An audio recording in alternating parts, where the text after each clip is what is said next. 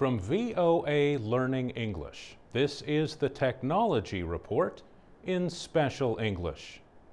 The shock of Superstorm Sandy exposed problems in New York and other areas hard hit by the storm.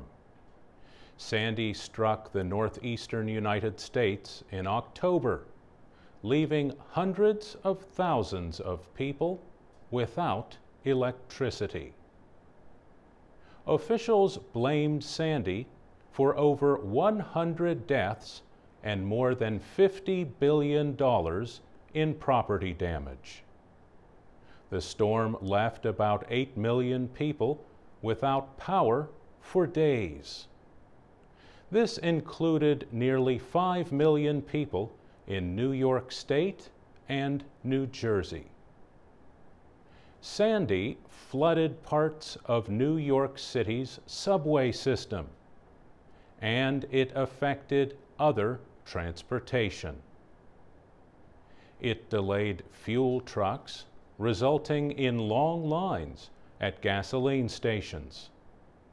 New York Governor Andrew Cuomo said Superstorm Sandy showed there were problems with New York's infrastructure.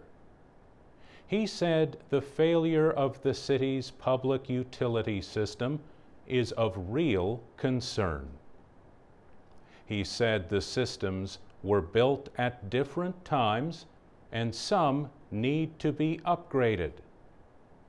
The storm has led to calls for power companies to bury more electrical lines underground.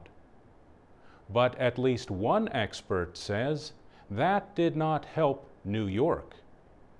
Otto Lynch is with Power Line Systems in Wisconsin. He said New York lost power because power lines were underground. He said that means problems are harder to find.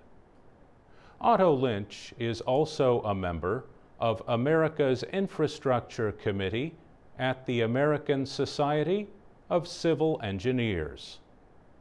The group released its last report on the nation's infrastructure in 2009. He said the report gave an average grade of D, a very low grade, to all of America's infrastructure.